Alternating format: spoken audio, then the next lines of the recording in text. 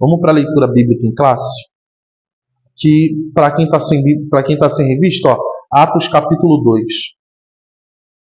Atos capítulo 2. Irmãos, eu acho que a gente não vai encontrar, eu acho que a gente não vai encontrar uma outra explicação, descrição, um outro exemplo mais perfeito do que é uma igreja do que esse aqui. Assim, aqui foi a igreja modelo, aqui foi realmente a igreja padrão, sabe? Quando você cria uma obra de arte, aqui foi isso aqui. Essa igreja de Jerusalém foi o modelo perfeito do que é uma igreja. Que assim, é o mais difícil de ser replicado, dificilmente a gente consegue chegar nesse exemplo, né? Dificilmente a gente consegue fazer igual. Tem igrejas que conseguem fazer igual numa área, conseguem fazer igual na outra, mas não conseguem ser em todas. Eles eram muito bons em tudo que eles faziam.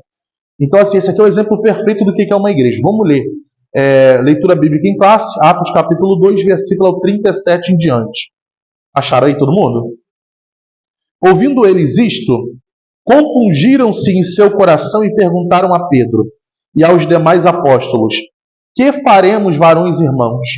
E disse-lhes Pedro: arrependei-vos e cada um de vós seja batizado em nome de Jesus Cristo para perdão do pecado e recebereis o dom do Espírito Santo. Porque a promessa vos diz a respeito de vós, a vossos filhos e a todos os que estão longe, a tantos quanto Deus nosso Senhor chamar. E com muitas outras palavras isso testificava e os exortava, dizendo: salvai-vos desta geração perversa. De sorte que foram batizados os que de bom grado receberam a sua palavra. E naquele dia agregaram-se quase 3.000 almas. E perseveraram na doutrina dos apóstolos, e na comunhão, e no partir do pão, e nas orações. E em cada alma havia temor. Muitas maravilhas e sinais se faziam pelos apóstolos. Todos os que criam estavam juntos e tinham tudo em comum. Vendiam suas propriedades e fazendas e repartiam com todos, segundo cada um tinha necessidade. E perseverando unânimes todos os dias no templo, e partindo o pão em casa, comiam juntos com alegria e singeleza de coração, louvando a Deus e caindo na graça de todo o povo. E todos os dias acrescentava o Senhor à igreja aqueles que se haviam de se salvar. Amém, gente? Vamos no versículo então 42 aí. Versículo 42 na leitura bíblica. Está escrito o que no versículo 42?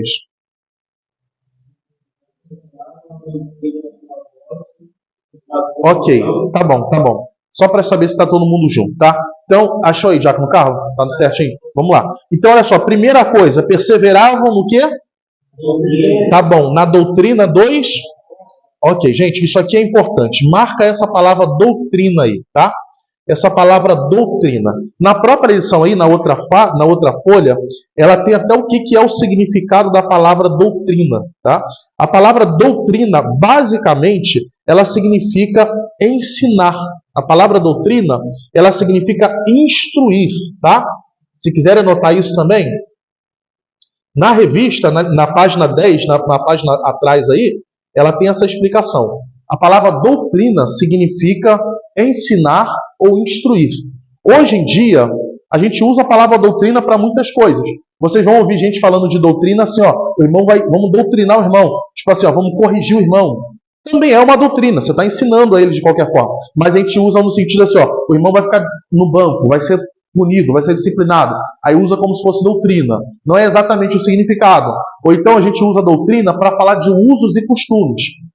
Tem usos e costumes que fazem parte do ensinamento bíblico, mas nem todo uso e costume é doutrina. Então, a palavra doutrina em si, gente, quando a gente fala assim, ó, doutrina, a gente está falando de quê? Ensinamento da palavra de Deus. O que é doutrina? Ensinamento, ok? Então, quando a gente fala de doutrina, por exemplo, tem muitas igrejas, a Igreja Assembleia de Deus, ela tem um costume, as mais tradicionais ainda preservam isso, costume do culto de doutrina. O que é o culto de doutrina? É um culto de ensinamento. Tá? Cada um faz da sua forma, tem várias versões, mas em essência, o culto de doutrina é um culto de ensinamento. É um culto, eles têm a escola dominical também, mas é um culto de ensinamento, é um culto que você vai lá para ouvir. Você vai lá para ouvir, para ser exortado, para ser orientado. Aí geralmente é um culto onde eles aproveitavam para pegar as coisas que estavam acontecendo de errado na igreja, colocar aquilo ali, corrigir, né? Então é um culto de ensinamento. Então quando a gente fala de doutrina dos apóstolos, a gente está falando de quê, gente? Ensinamento, instrução, orientação, tá? E aí, gente, é qualquer ensinamento? É o ensinamento, aqui ele diz assim, ó, na doutrina dos apóstolos. Por quê? Por que ele está falando dos apóstolos? Para a gente, quando a gente vai falar de doutrina, a gente está falando de ensinamento da palavra. No caso aqui, ele chama de doutrina dos apóstolos, não é porque era o que os apóstolos inventaram, mas é porque o evangelho, Jesus trouxe o evangelho e ele ensinou para quem? Para os 12 apóstolos que andavam com ele.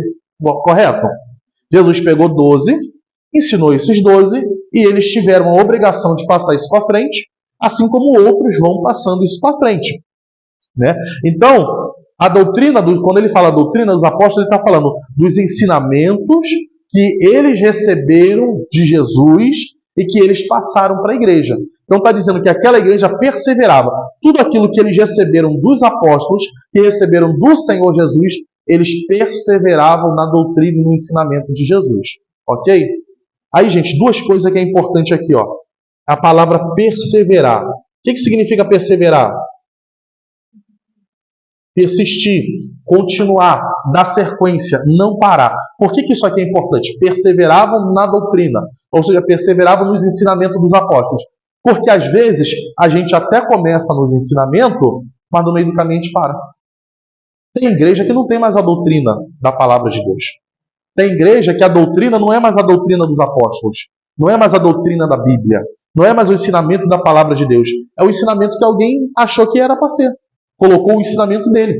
A Bíblia fala, inclusive, a Bíblia diz assim, ó, nos últimos dias, o apóstolo Pedro falando, ele diz assim, ó, nos últimos dias, os homens terão coceira no ouvido, comichão no ouvido, e eles darão ouvido a falsos mestres. Eles vão procurar para si falsos mestres que falem segundo a sua própria vontade. Então, hoje a gente está vivendo uma época, gente, em que o pastor fala o que a pessoa quer ouvir. O que vai deixar as pessoas mais felizes? Falar que elas têm que tomar posição, que elas têm que se santificar, ou falar para elas que elas podem viver de qualquer jeito, que Deus vai abençoar? O que a pessoa gosta mais de ouvir? Fala para mim. A pessoa quer ouvir o que vai agradar o coração dela. Se a gente parar para olhar, o ser humano vai querer ouvir o quê? Eu vou para a igreja, estou com a vida toda errada, estou fazendo um monte de besteira, mas aí eu chego na igreja e o pastor fala assim, Deus vai te abençoar, Deus vai te ajudar, pode ficar do jeito que você está, não precisa mudar nada, Deus vai te abençoar. A pessoa fica feliz, porque ela não precisa mudar e ela ainda vai ser abençoada. É o que a pessoa quer ouvir. E a Bíblia diz que nos últimos dias haveriam pastores que iam falar só o que o povo quer ouvir. E a gente está vivendo essa época. Por isso que aqui diz assim, ó, perseveravam na doutrina. Não importa se o povo hoje não quer mais ouvir, a gente vai continuar pregando a sã doutrina. A gente vai continuar ensinando a palavra verdadeira, o ensinamento verdadeiro. Quem vai seguir, amém. Se vai ser pouco, se vai ser muito, amém. Mas nós vamos perseverar nos ensinamentos que nós recebemos do Senhor Jesus. Ah, mas ficou antiquado, mas isso é antigo, isso é coisa quadrada, isso é coisa antiga. Não importa, nós vamos perseverar na doutrina da palavra de Deus. Amém, gente? Então eles continuavam na doutrina. E aí uma outra coisa que é importante sobre a doutrina é o ensinamento. Eles tinham cuidado de passar para frente. Não adianta eu aprender, a igreja deve ter um cuidado de ensinar. A igreja deve ter um modelo de ensino muito claro, discipulado, seja escola dominical, como é o nosso caso, seja nos cultos da noite, mas a igreja tem que ter a preocupação de ensinar. Não só pregar para ganhar alma, aquela pregação mais avivada, fervorosa, mas também ter o ensino, para a pessoa conhecer a palavra de Deus e os fundamentos da palavra de Deus.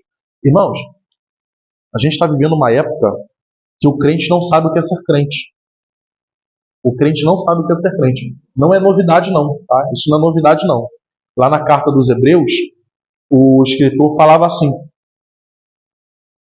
vocês já deviam ser mestres, mas ainda necessitam voltar ao ensinamento das primeiras práticas.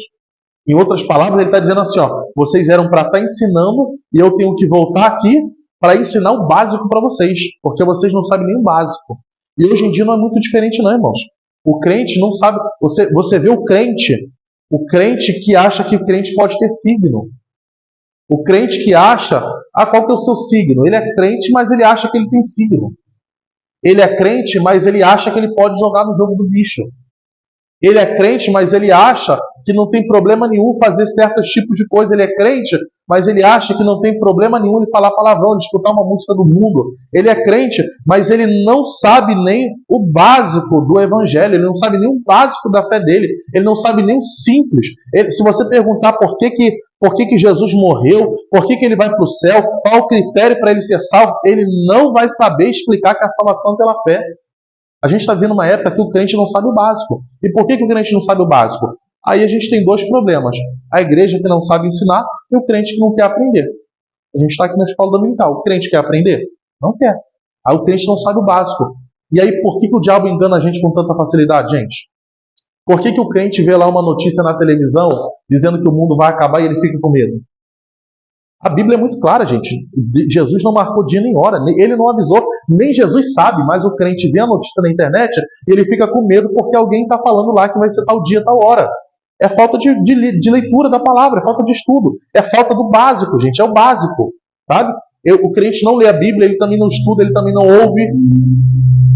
Então a gente está vivendo uma época que se eu não me engano, foi Leonard de Ravenhill que falou isso. Evangelista Leonard de Ravenhill, ou se não foi ele, foi o Wilkerson, David Wilkerson. Ele disse assim, nós vamos chegar numa época, ou nós chegamos numa época em que nós temos que evangelizar os evangélicos. Agora você não tem que evangelizar o ímpio, não. Você tem que evangelizar o evangélico. Porque o evangélico não sabe o que é ser crente. O evangélico não sabe... Irmão, tinha um programa no SBT chamado Esquadrão da Moda. Alguém aqui viu? Já viu? Viu? Aí um dia foi uma crente lá, no Esquadrão da Moda. Aí as pessoas mostram a roupa, né? Mostram as roupas, e para eles avaliarem a roupa da pessoa e dizer o que está bom e o que está ruim. Aí a crente foi e mostrou a roupa, que ela ia para a igreja. Aí a mulher que não é crente, que não serve a Deus, falou isso aí não é roupa nem de ir no juiz. Essa roupa aí, você não pode nem entrar num lugar formal com isso. Imagina você entrar na igreja com esse tipo de roupa. A mulher do mundo corrigindo a crente na televisão, que é pior. Olha a vergonha. Olha o escândalo. Agora, olha o pior, irmão. Se aquela mulher vai para a igreja com aquele tipo de roupa todo domingo, olha o espírito de sedução, olha o espírito de Jezabel, olha o espírito de prostituição, de carnalidade, olha quantos homens ela fez pecar, olha quanto pecado ela está carregando na cabeça dela por causa dela botar uma roupa que mostra o formato do corpo, ajusta o peito, ajusta as nádegas, ajusta as coxas, marcando o corpo dela, a silhueta do corpo dela. Ela está pecando, fazendo os outros pecar. O pior, está escandalizando o evangelho em rede nacional. Então você vê, a gente chegou numa época, gente, em que a palavra, que o evangélico precisa ser evangelizado de novo. E é o que está falando aqui. Primeiro, perseverar na doutrina. Então a gente tem que ter o cuidado de ensinar e o crente tem que ter a preocupação de aprender. Porque senão, gente, uma coisa que o crente parece que não sabe. De tudo que acontecer aqui, Deus vai pedir conta, sim ou não? A Bíblia é muito clara. Tudo que nós fizemos aqui, Deus pedirá conta. O crente está achando que é só ir para o céu. Não é, gente. Vai ter um julgamento de obras. Tem gente que vai para o céu e vai passar vergonha mesmo entrando no céu. Tem gente que vai para o céu e vai ser cobrado mesmo entrando no céu. Porque a gente não vai ser julgado só para salvação. Vai ser julgado obras, recompensa, galardão. E a Bíblia diz assim, que o que pouco sabe, pouco será cobrado. Mas o que muito sabe, muito será cobrado. Haverá uma cobrança, um castigo, um juízo de Deus das nossas obras como crente. E o crente não está ligado nisso, ele não sabe disso não. Então, a gente está falando da doutrina, o ensinamento dos apóstolos. Precisa ser ensinado pela igreja. A igreja tem que ter a preocupação de ensinar, mas o crente também tem que ter a preocupação de aprender. Amém, gente? Porque isso aqui é algo muito sério. Vamos lá. Depois de perseveravam na doutrina dos apóstolos, eles perseveravam em mais o quê? Aonde? Vamos lá. Na comunhão, gente. A palavra comunhão, aí na folha 10 aí, se vocês quiserem virar aí, só para vocês marcarem, tá? Na folha 10, no ponto número 3, ele explica o que é comunhão. Olha só, acharam aí o ponto 3, uma igreja relacional? Está escrito assim, ó, a igreja de Jerusalém perseverava na comunhão. A maioria dos intérpretes entende que a palavra grega koinonia, traduzida como comunhão, é uma referência a relações interpessoais dos primitivos. Olha só, referência a relações interpessoais. Aí embaixo ele diz assim, ó, assim, perseverar na comunhão tem um sentido de se dedicar à construção de bons relacionamentos. Então, gente, de uma forma mais simples, a palavra comunhão não tem mais nenhum outro significado. É relacionamento. O que é comunhão? É convivência. Comunhão é relacionamento um com o outro. E não é relacionamento de bom dia, tchau, boa noite. Isso não é relacionamento. É de conhecer, é de conversar, é de orar um pelo outro, é de ajudar um pelo outro. Não é só de convivência, mas é no sentido de ajudar uns aos outros. A Bíblia, ela incentiva essa comunhão dentro da igreja. A Bíblia fala que nós devemos orar uns pelos outros. A Bíblia diz que nós devemos confessar os nossos pecados uns aos outros. A Bíblia diz que nós devemos levar a carga uns dos outros. A Bíblia diz que nós devemos amar uns aos outros. Então, quando a gente fala de comunhão, engloba tudo isso. O meu relacionamento com o meu irmão. O meu irmão não pode ser só um colega de igreja. O que é um colega de igreja? Colega de trabalho. Você trabalha, o Diácono Carlos, por exemplo, trabalhava na empresa, tinha o quê? Mil funcionários lá? Mais de 1.000? 2.000 pessoas. Você conhecia um monte, mas você via a maioria, você não tinha contato, não é isso? Só via, opa, bom dia, você olhava o uniforme, sabe que a pessoa da mesma empresa, você cumprimenta, ô colega, tudo bem? Mas você não tinha relacionamento, não tinha convivência.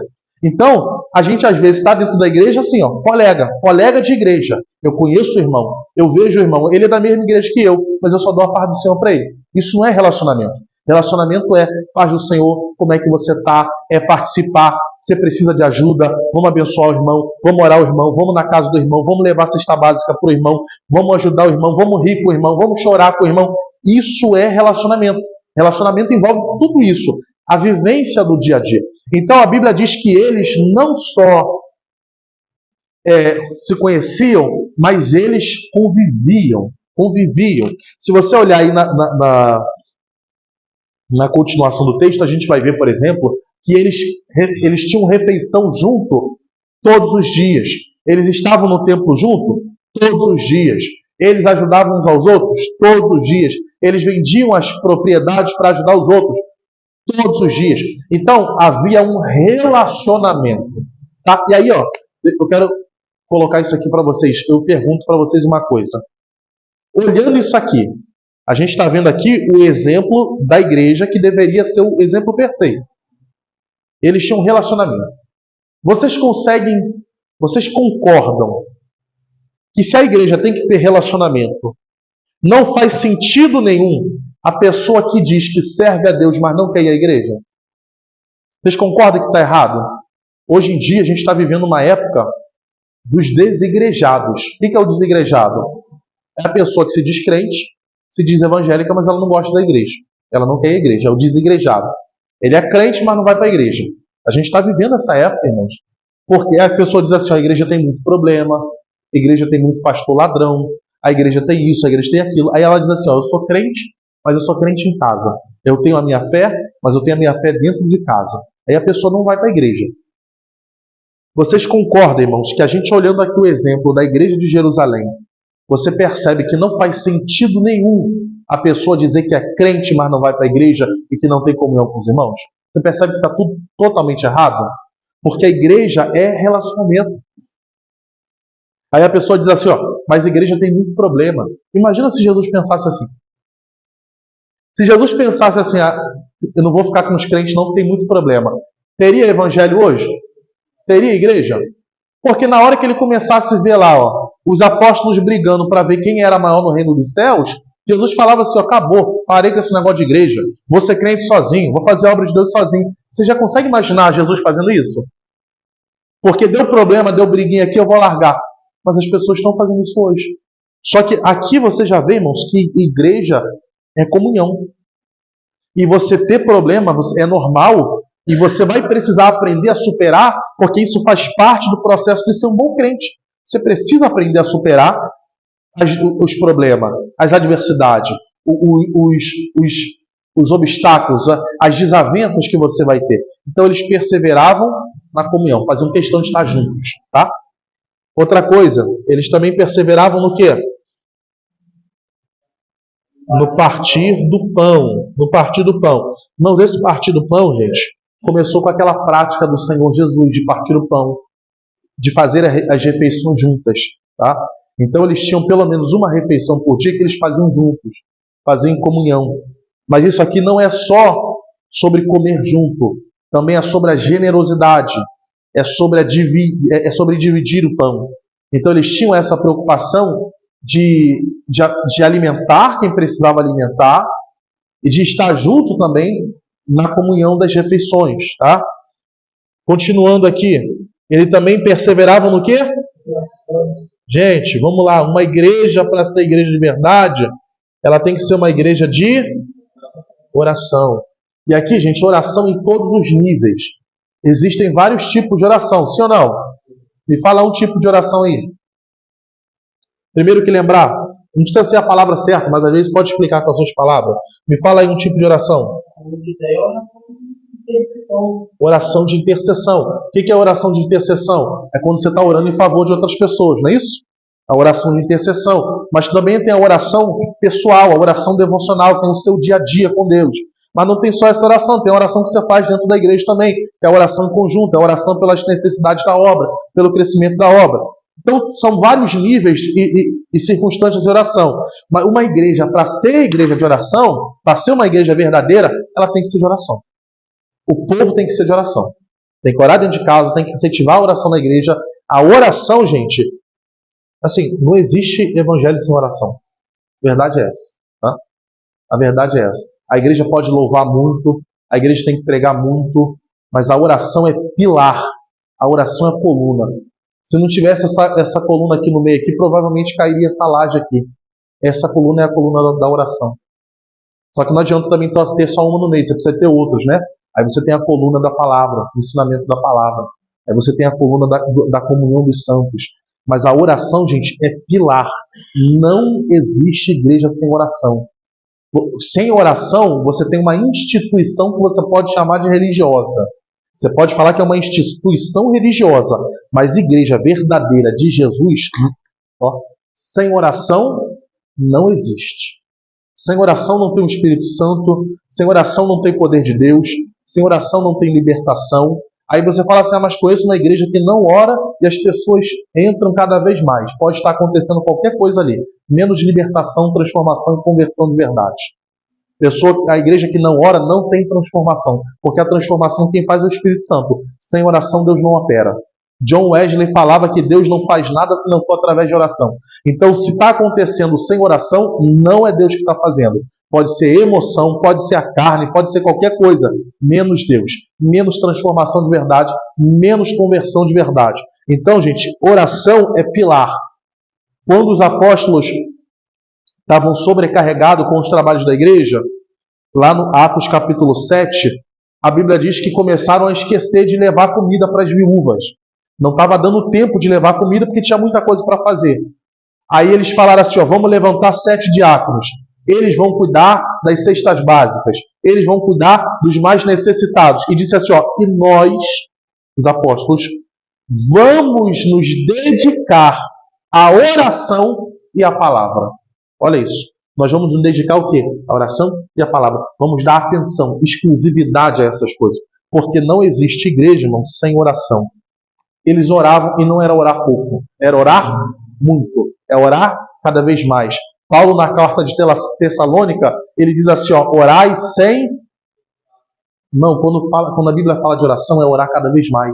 É se aprofundar cada vez mais em oração. A gente não pode passar o tempo e orar menos. A gente tem que passar o tempo cada vez mais se tornar profundo com Deus. Ninguém vai começar orando 1 hora. Eu comecei orando 1 minuto, 2 minutos, mas eu tenho que procurar me aprofundar, crescer e cada vez mais desenvolver a minha vida de oração.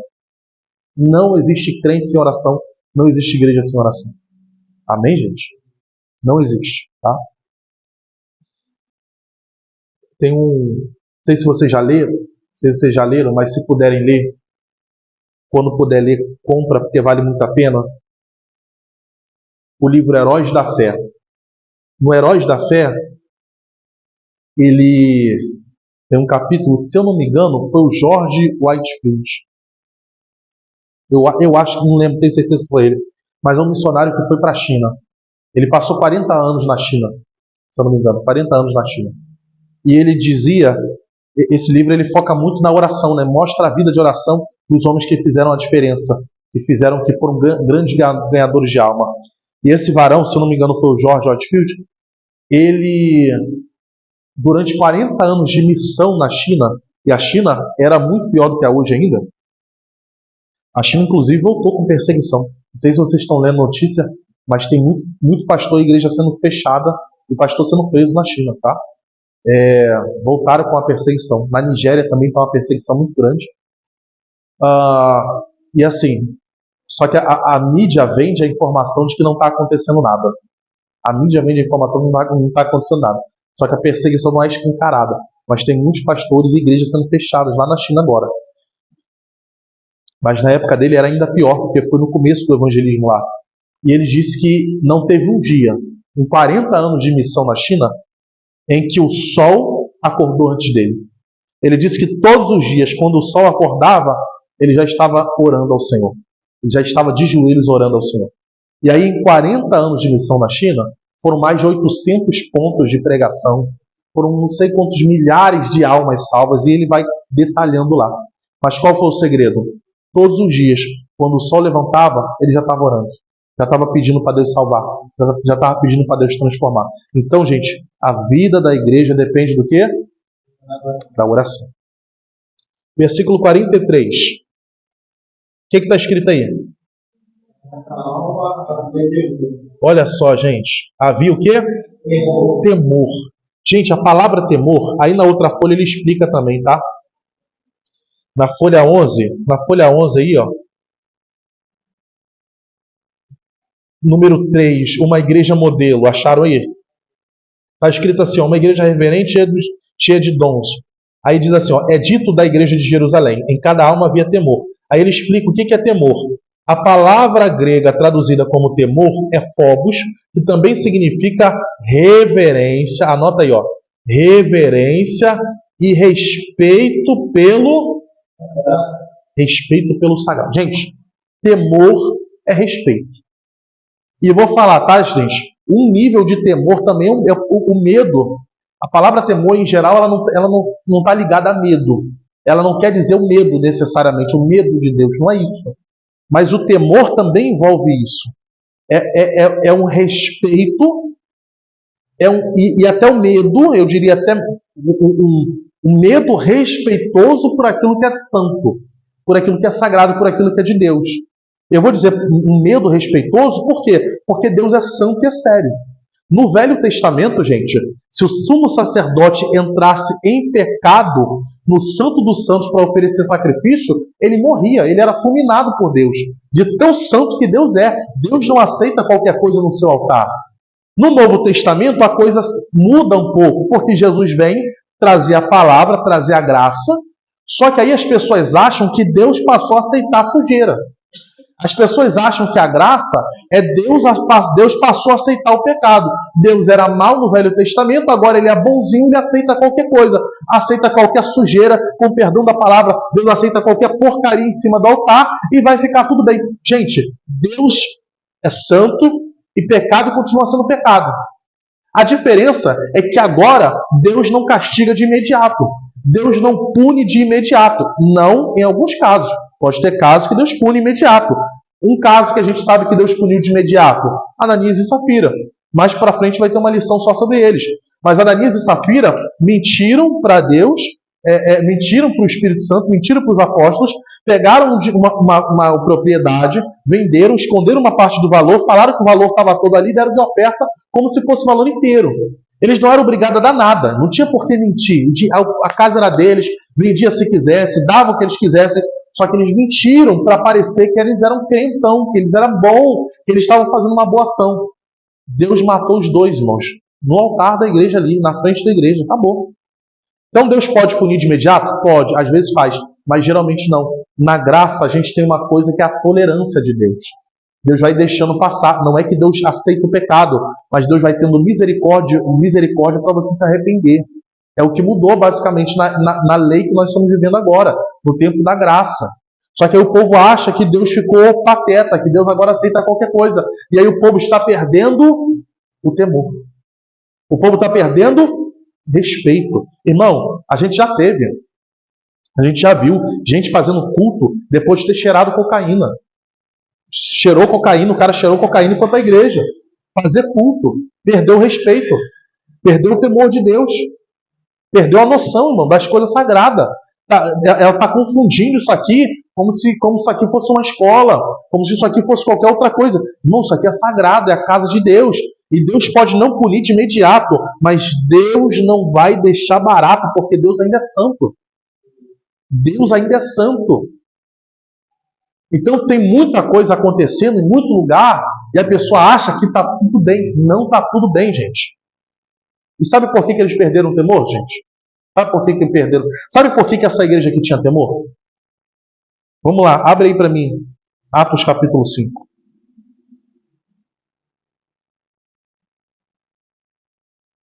A gente deve ter uma lição só sobre Ananias e Safira depois. Eu acho que na igreja mas para falar mais sobre a mentira. Abre para mim Atos capítulo 5.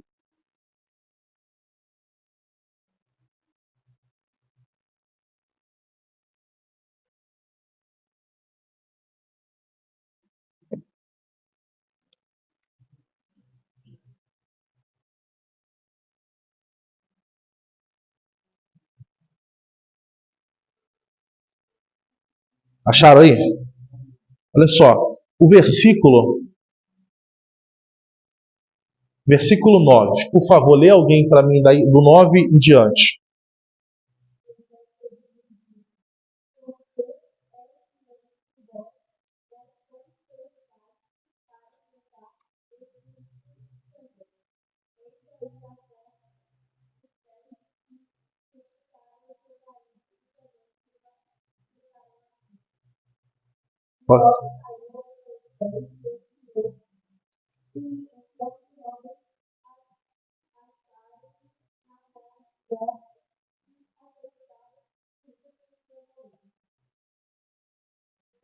Aham, 11.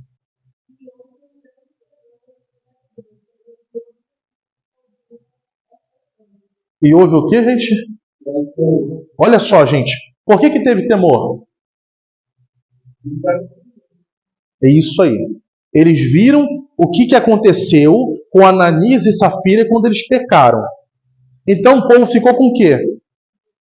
Medo. Por isso que eu falei que o temor também é um medo, ainda que Deus não queira que você você seja amedrontado com Deus, mas é um medo respeitoso aqui, né? O medo de saber que você não está lidando com qualquer pessoa. Quando eles viram que Deus matou Ananias e Safira por causa do pecado, teve um medo, um temor, um respeito sobre a igreja. Então, por que a igreja tinha temor? Porque havia justiça, havia juízo. Gente, o que faz com que as pessoas tenham temor, com que as pessoas tenham respeito? O castigo, a punição. E presta bem atenção no que eu vou tentar explicar aqui. Às vezes eu posso não usar a melhor palavra, tá? Mas o que faz com que haja respeito é a punição. Se a pessoa faz o que quer e não acontece nada, os outros vão ter respeito? Se o teu filho, vamos dizer lá, vamos pegar um exemplo de criança. Se teu filho está dentro da sua casa, ele quebra tudo e não acontece nada, ele vai ter respeito? Ele vai fazer mais. E se chegar outra criança lá, outra criança vai fazer também porque está vendo seu filho fazer e não está acontecendo nada, sim ou não? Se o bandido lá fora roubar e não acontecer nada, ele vai ter temor? Vai ter respeito? Aí os outros que olhar vai fazer o quê? Vou roubar também. Por quê? Porque o fulano roubou e não aconteceu nada. Não é isso que acontece com a nossa sociedade? Então, quando não tem punição, não tem temor, não tem respeito. As pessoas vão fazendo cada vez mais porque não tem freio, não tem nada para colocar um limite. Quando tem punição, quando tem castigo, isso gera temor. O que gerou temor aqui foi a punição. Nesse caso aqui, gente, a punição veio de Deus. Mas teve outros casos em que a igreja teve problema e a punição veio dos próprios apóstolos. Os próprios apóstolos determinaram a punição. Disseram, olha, vai ser assim, vai ser feito assim por causa do teu erro. 2 Coríntios capítulo 5 fala de um homem que pecou, que abusou da madrasta, e Paulo disse assim, ó, vocês deveriam ter tirado esse homem do meio de vocês. Vocês deveriam ter expulsado esse homem da igreja. Porque ele não só fez coisa errada, mas está no meio da igreja como se nada tivesse acontecendo. Ou seja, sem temor, servindo de mau exemplo. Ninguém botou esse homem para fora. Aí Paulo falou, mas eu mesmo já entreguei ele para Satanás. Irmãos, quando você não corrige o erro, a falta de respeito aumenta, a falta de temor aumenta. A igreja tinha temor porque, primeiro, via que Deus estava naquele lugar. Via que Deus é sério. E aí, irmãos, isso aqui só aconteceu com eles porque a igreja buscava muito. Então, tem situações, quando a igreja é uma igreja de oração, quando a igreja é uma igreja de busca, tem situações que o pastor não vai precisar nem tomar atitude, não. Porque Deus mesmo vai punir. Deus mesmo vai se encarregar de punir. Quinta-feira a gente falou aqui sobre aquele assunto de aquela visão que Deus mostrou, e a gente estava alertando aqui sobre pecado e etc. E eu dei o exemplo para vocês do que aconteceu com um jovem lá na nossa vigília de retiro. Aquilo ali foi uma coisa que Deus mesmo puniu. A igreja buscando muito, orando muito. O pastor não precisou punir. Deus puniu. Deus castigou. Aquilo serviu de exemplo. Então, quando a igreja está buscando, tem coisa que a igreja nem vai precisar tomar partido, não. Deus mesmo vai punir para colocar as coisas no lugar. Mas mesmo que Deus puna, ou em alguns casos, quando Deus não punir diretamente, a igreja tem que se posicionar. Porque se a pessoa fizer uma coisa errada, ela tem que ser advertida para servir de exemplo para ela não fazer mais e para os outros também não imitarem aquela atitude errada. Isso é que vai gerar respeito na igreja. É isso que vai gerar temor. Você quer ver um negócio, mano? Se você olhar esse texto aqui, tá? Se você olhar esse texto aqui, ó, olha só. No mesmo capítulo aí, versículo do 16.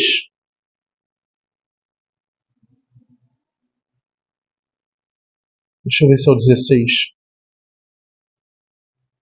Ah, não, 14. Versículo 14. Uma multidão de homens e mulheres também creu no Senhor e veio aumentando ainda mais o grupo. Essa Bíblia aqui está na versão atualizada. Lê na de vocês aí para mim. 14.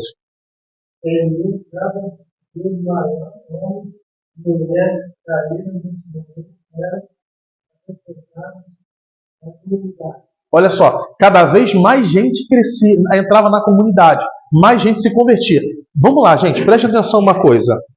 Se tem um pecado muito escandaloso na igreja, as pessoas vão entrar ou vão sair da igreja? Se as pessoas verem que tem pecado, sujeira, coisa bem feia acontecendo dentro da igreja, vai ter gente entrando ou saindo da igreja por causa daquele pecado?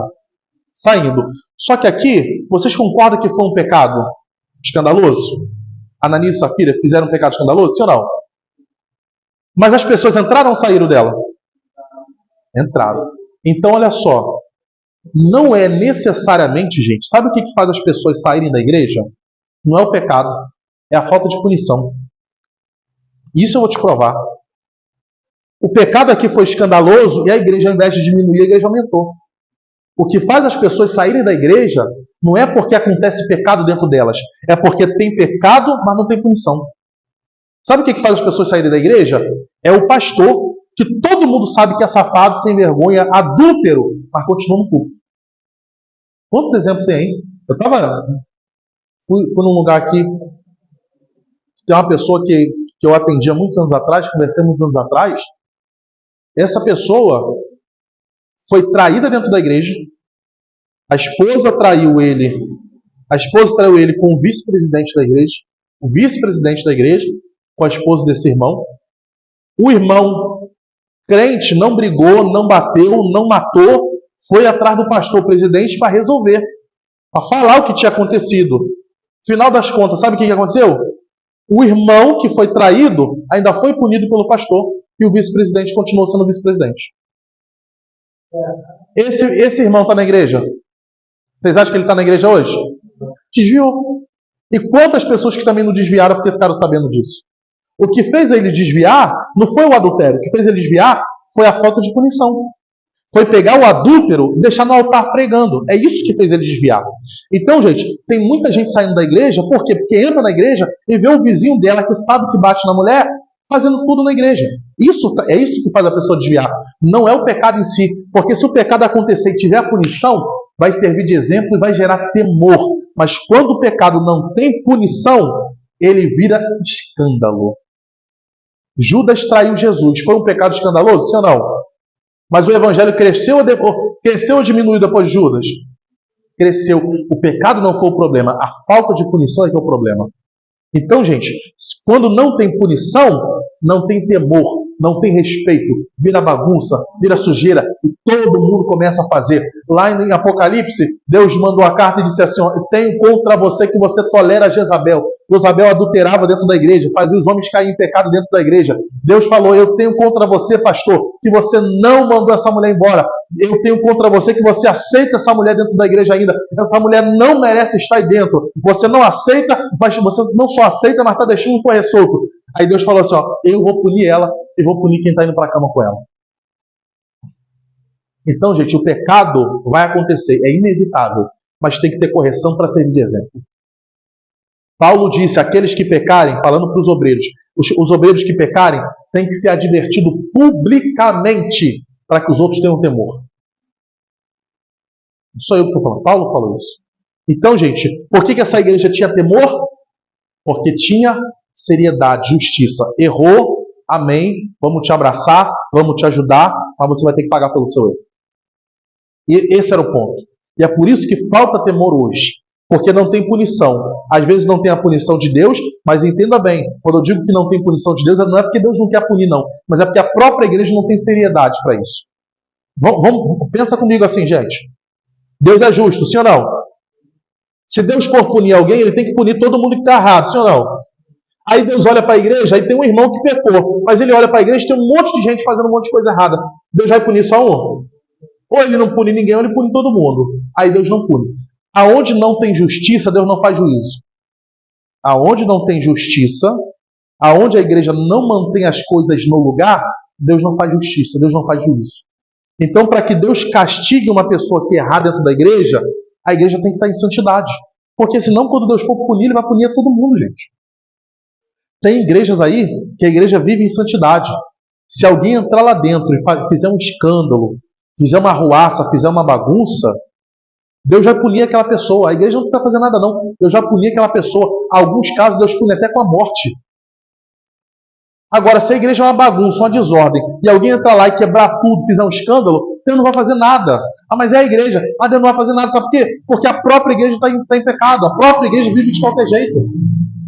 A gente já teve caso, irmão, na nossa igreja, na nossa congregação lá de Santo Inácio, que eu era, eu posso falar porque eu era de lá. Pessoas que se levantaram contra a igreja, irmãos, e Deus puniu, Deus castigou.